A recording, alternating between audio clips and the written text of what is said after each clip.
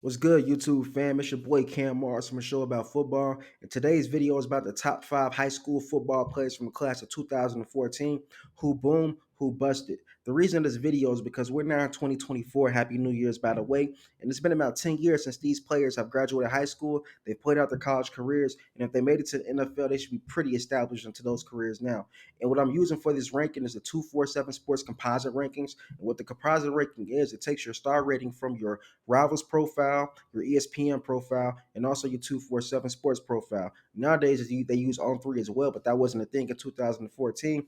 I thought this would be fair because some sites are higher on some players than others, so I want to get all three sites, get the average, and rank them that way.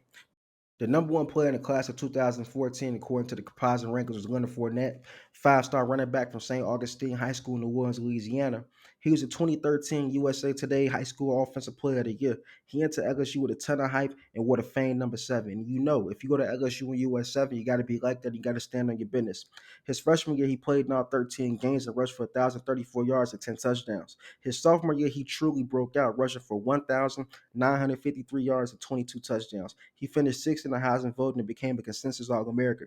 Also, he set school records in single-season rushing yards and touchdowns. So going into his junior year, he had a lot of hype, and many people wondered if he could break 2,000 yards. Unfortunately, that year was marred by injury. He finished the season with 843 yards and 8 touchdowns. After the season, he entered the 2017 NFL Draft. He was drafted fourth overall by the Jaguars and immediately made an impact. He finished in the season with over 1,000 yards and 9 touchdowns. He would go on to spend 2 more years with the Jags before heading to Tampa in 2020, where he played a pivotal role in helping them win a Super Bowl. Playoff Lenny was that guy that year, and now he's with the Buffalo Bills. And while he hasn't been a superstar, he's been a productive back when healthy, which makes Leonard Fournette a boom because of the Super Bowl ring. You win a ring and you help the team win a ring, you'll forever be loved and cherished. And in my book, that is a Super Bowl. The number 2 overall player in the class of 2014, according to the 247 Sports Composite Rankings, was none other than Myles Garrett, five-star defensive end from Martin High School in Arlington, Texas. Garrett hit the ground running his freshman year in College Station. He broke the A&M freshman sack record of 5.5 in only 6 games. He only needed another 3 to break the SEC freshman record, which was held by Jadeveon Clowney previously of 8.5. He finished the season with 53 tackles and 11.5 sacks. He was named a consensus freshman All-American. He followed that up with a great sophomore year, totaling 57 tackles and 12.5 sacks. He was named first team All American by Walter Camp in the FWAA. His junior year, kind of like Leonard Fournette's, was marred with injury, but he still finished the season with 32 tackles and 8.5 sacks. He ended that season being named a consensus All American. And now you may think he only had 8.5 sacks and he was a consensus All American.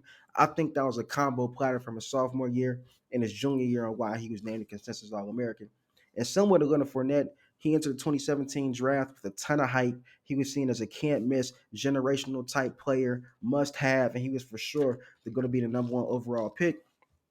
And as we all know, in 2017, he was a number one overall pick to the Cleveland Browns. And since then, he's been a force to be reckoned with, one of the best players in the game, a future defensive player of the year. He's been named 4-time All Pro and also a 5-time Pro Bowler. Nowhere near a bust. We already know. Super boom. Kudos to Myles Garrett. The number 3 overall player, according to the 247 Sports Composite, was Jabril Peppers. He was a five-star athlete from Paramus Catholic High School in Paramus, New Jersey.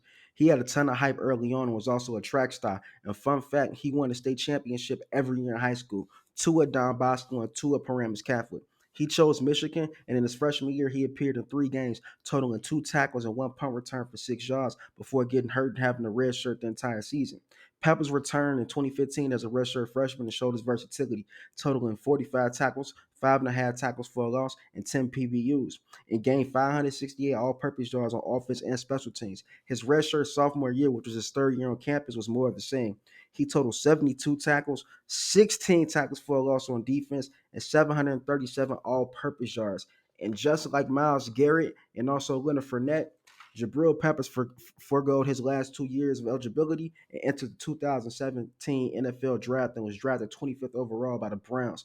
He bounced around a little bit. He's been on the Giants, the Patriots, and also the Browns, but he's been a serviceable player. I wouldn't call him a bust. I also wouldn't call him a boom. He would be right in the middle, serviceable. He had good years, but he's not ever going to be a superstar, and he'll never be the worst player on his team. Coming in at number 4 overall in the 2014 high school composite rankings, about 247, you have Cam Robinson, who was a 5-star offensive tackle out of West Monroe High School in West Monroe, Louisiana. He was the number one OL in his class. He chose to attend Alabama, where he was a day one starter. He won an Allen Trophy as a senior and also was a consensus All American and also made a freshman All American team as well.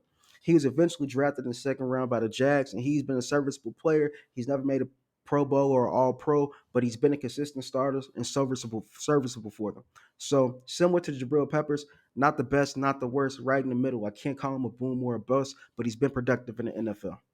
Coming in ranked fifth overall according to the composite rankings on 247 Sports for class of 2014 was Deshaun Hand out of Woodbridge, Virginia. Also attended Woodbridge High School. Coming out of high school, he attended Alabama. And unlike the previous four players, he stayed there for all 4 years. He had a somewhat productive career, getting better year by year by year. He ended up being a fourth round pick of the Detroit Lions. He played a good amount his first year. Then the injury bug began to hit him. He had some injury problems as a sophomore, came back as a backup his third year in the league, and then in 2021 he ended up on injured reserve, ended up being released, and he's bounced around on a couple teams since then.